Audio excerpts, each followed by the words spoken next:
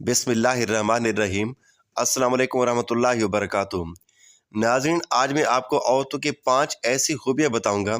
ये 5 खूबियाँ रखने वाली औरतें जिस घर में भी चली जाएं, खुदा की कसम जहन्नम नुमा घर को भी जन्नत के बागों में से एक बाग बना देती हैं।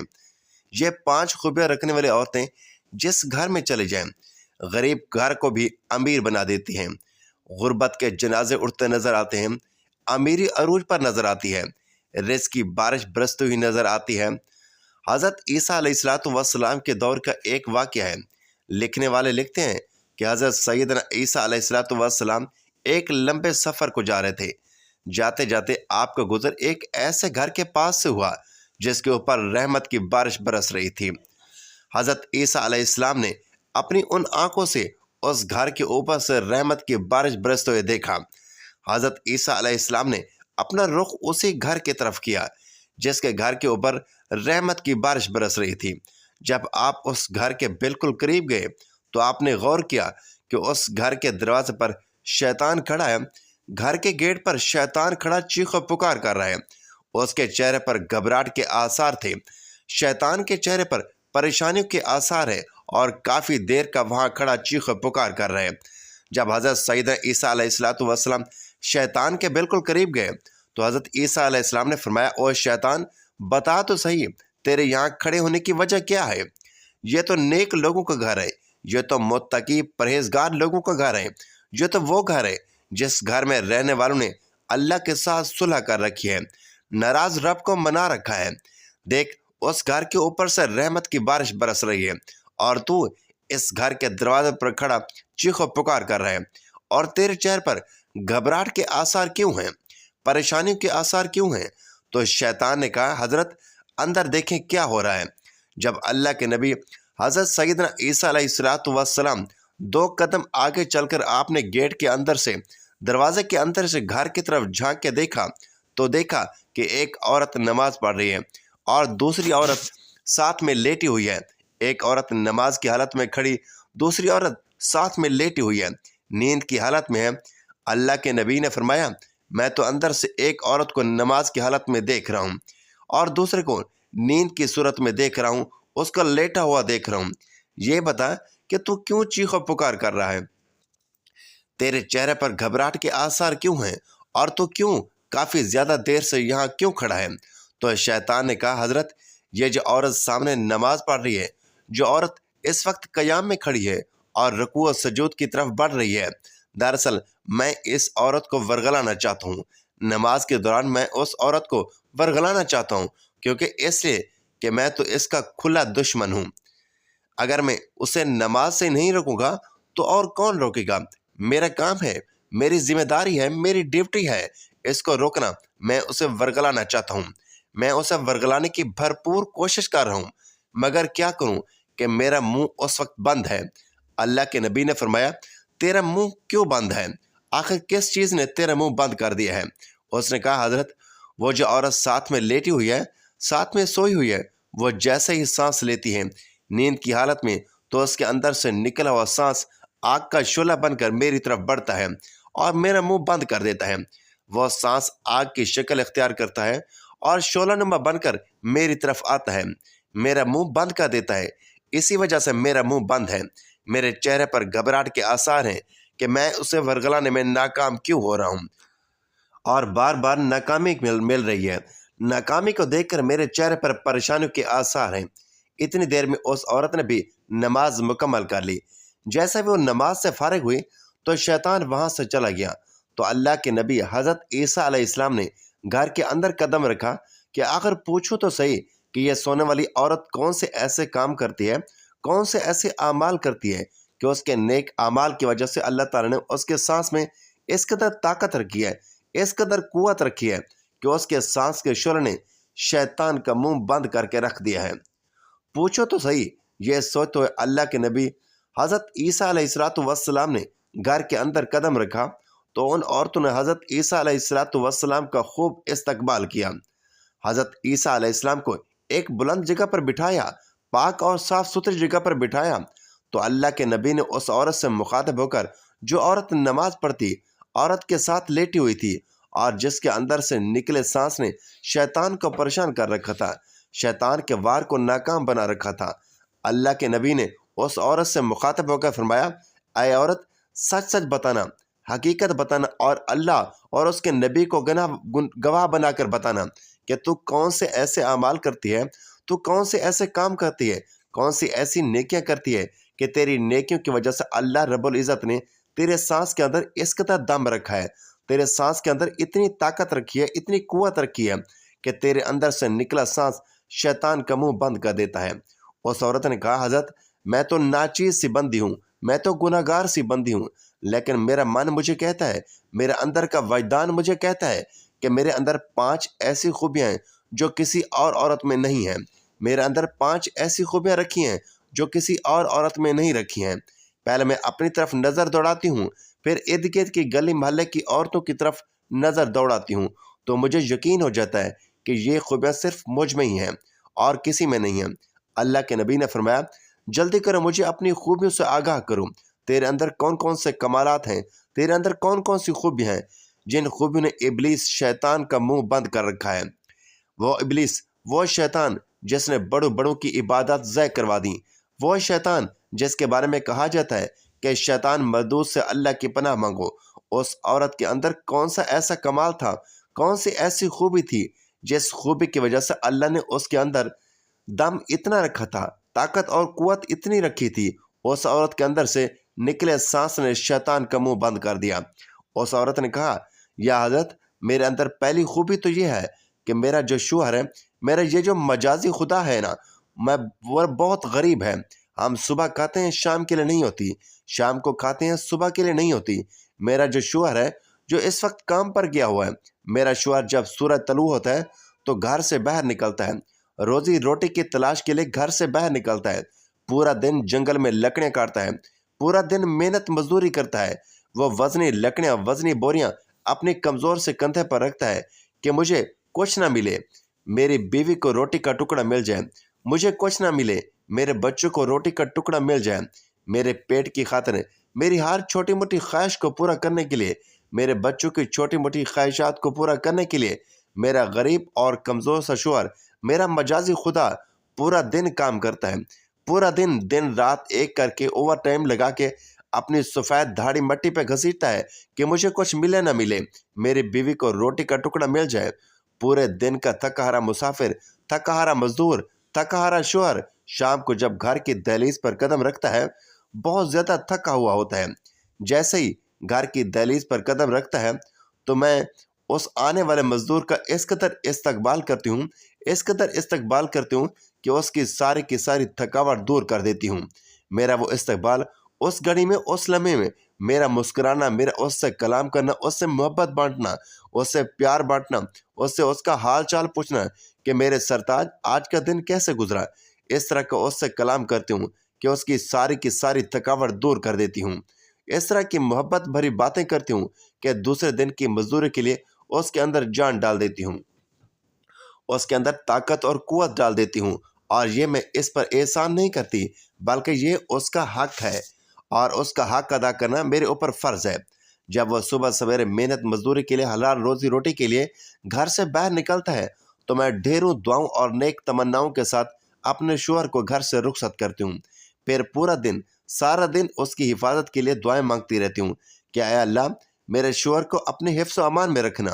دوسری خوبی، دوسرا کام جو میں کرتی ہوں، میں باہر والی عورتوں کے سامنے، دوسری عورتوں کے سامنے اپنے شوہر کی خامیوں پر پردہ دے کر خوبیاں بیان کرتی رہتی ہوں کہ میرے شوہر کے اندر یہ خوبی ہے، میرے شوہر کے اندر یہ خوبی ہے، ان کمالات سے میرے اللہ نے میرے شوہر کو نواز رکھا ہے۔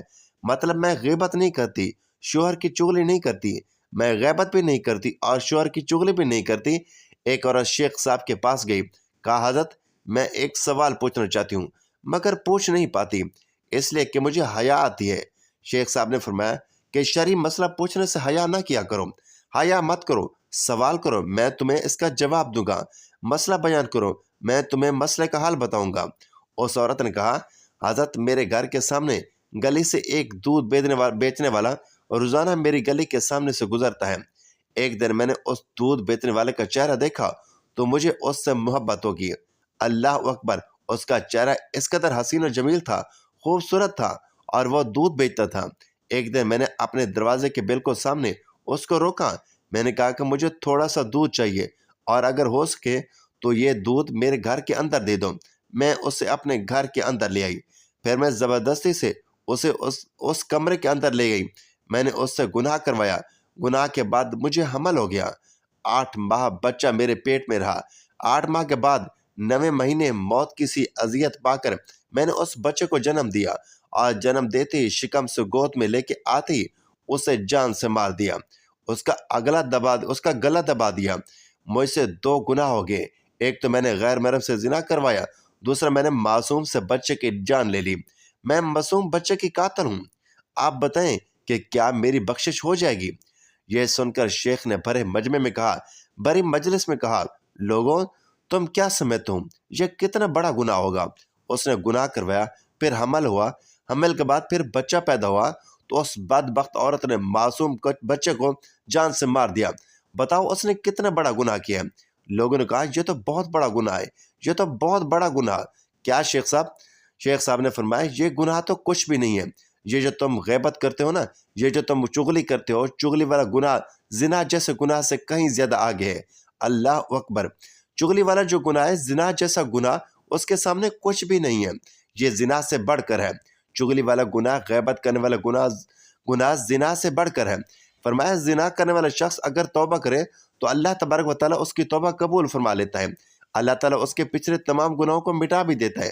اور چغلی کرنے والا شخص اگر توبہ کرے، غیبت کرنے والا شخص اگر توبہ کرے تو اس وقت تک اللہ اس کی توبہ قبول نہیں فرمائے گا جب تک وہ شخص اسے معاف نہیں کرتا جس کی اس نے چغلی کی ہو، جس کی اس نے غیبت کی ہو۔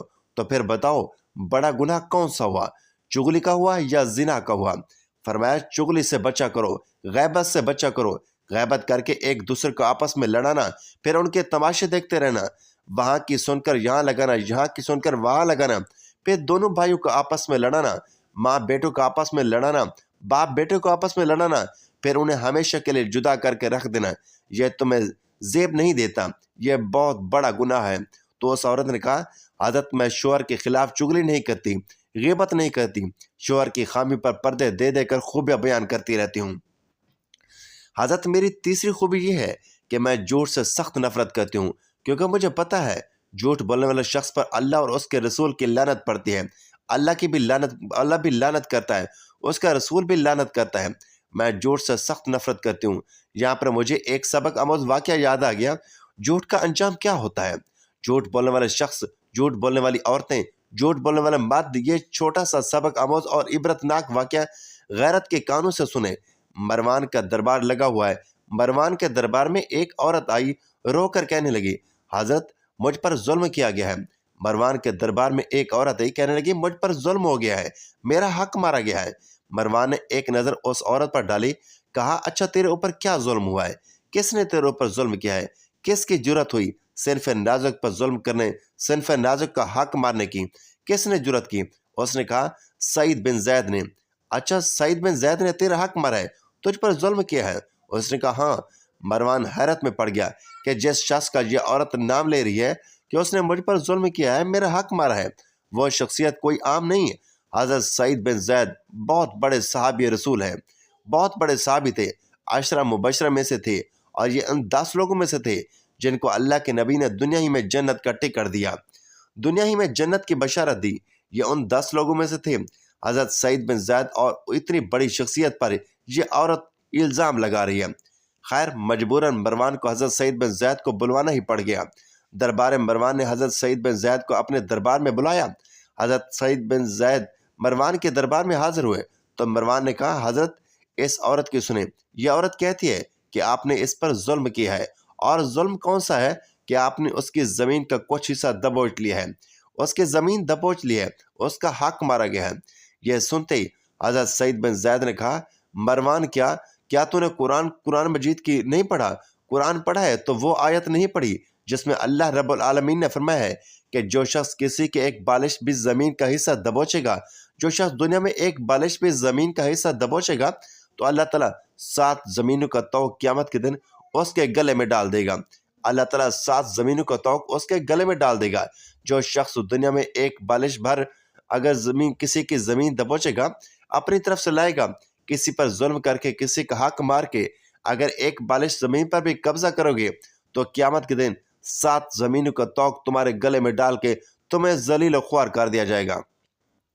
یہ سنتا ہی اللہ اکبر، مروان نے کہا توبہ توبہ، استغفر اللہ استغفار۔ اس کا مطلب اس عورت نے آپ پر تہمت لگائی، اس عورت نے آپ پر الزام لگایا۔ اس کے بعد حضرت سعید بن زید نے دونوں ہاتھ اٹھائے، سب کو گواہ بنا کر کہا، مروان کو بھی گواہ بنا کر کہا، یا باری تعالیٰ، ان تمام لوگوں کی موجودگی میں کہنا چاہتا ہوں، اگر میں جھوٹا ہوں تو ابھی اور اسی وقت مجھے اندھا کر دے، اور اگر یہ عورت جھوٹی ہے، اگر اس عورت نے جھوٹ بولا ہے تو ابھی اور اسی وقت اس عورت کو اندھا کر کے اسے جہان کے سامنے عبرت کا نشان بنا دے، پورے دربار کے سامنے اسے عبرت کا نشان بنا دے۔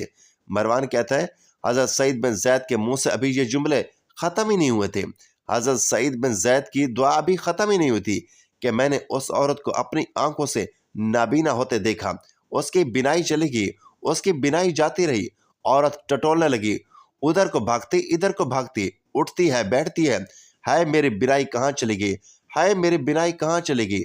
کہتے کہتے عورت نے اپنے زمین کے اندر بہت بڑا، کہتے ہیں کہ اس عورت نے اپنی زمین کے اندر بہت بڑا کنواں کھدوا رکھا تھا۔ جب یہ نابینا ہوئی، اس کی بینائی اس سے دور ہوگی، تو لکھنے والے لکھتے ہیں کہ یہ عورت اپنے کنویں کے اندر ہی جا گری، اور وہی کنواں اس کی قبر بن گیا۔ لوگوں نے اس کا جنازہ پڑھنا بھی گوارا نہ کیا، لوگوں نے اس کی قبر کھودنی بھی گوارا نہ کی، لوگ اس سے اس قدر سخت نفرت کرنے لگے۔ اس نے جھوٹ بول کر، اس نے غیبت اور چغلی کر کے ایک صحابی رسول پر اس نے تہمت لگائی، الزام لگایا۔ اب مجھے بتاؤ، اس عورت کا ستیہ ناش کس نے کیا؟ کیا صحابی رسول کی بد دعا نے کیا؟ نہیں، اس کے جھوٹ نے کیا، غیبت نے کیا، تہمت نے کیا۔ تہمت، غیبت اور چغلی انسان کا ستیہ ناش کر کے رکھ دیتی ہے، انسان کو لوگوں کے سامنے عبرت کا نشان بنا کے رکھ دیتی ہے۔ تو اس عورت نے کہا، حضرت میں جھوٹ سے سخت نفرت کرتی ہوں، شوہر کے سامنے اور باقی بھی لوگوں کے سامنے جھوٹ نہیں بولتی، اور عورتوں میں جھوٹ کا نہ بولنا یہ بہت بڑا کمال ہے، یہ عورت کے اندر بہت بڑی خوبی ہے۔ اگر عورت جھوٹ نہیں بولتی تو چوتھی خوبی یہ ہے کہ جب نماز کا وقت آتا ہے تو تنور کے اندر روٹی کیوں نہ جلتی جل جائے، فوراً مصلی بچھا کے اللہ کے حضور کھڑی ہو جاتی ہوں۔ میرے اندر کی 5ویں خوبی یہ ہے کہ میں شوہر کے احسانات کی فراموش نہیں، میں اللہ کے احسانات کی فراموش بھی نہیں ہوں، شوہر کے تمام احسانات کی بھی شکر گزار ہوں، اور اللہ رب العزت کے تمام نعمتوں کی بھی شکر گزار کرتی رہتی ہوں۔ بس ان چند خوبیوں کی وجہ سے میرے گھر کے اوپر ہر وقت اللہ کی رحمت کی بارش برستی ہی رہتی ہے۔ ناظرین، اللہ تعالیٰ سے دعا ہے کہ اللہ تعالیٰ ہم سب کی عورتوں کو شوہر کا فرما بردار بنائے اور ہمارا خاتمہ ایمان پر فرمائے، آمین یا رب العالمین۔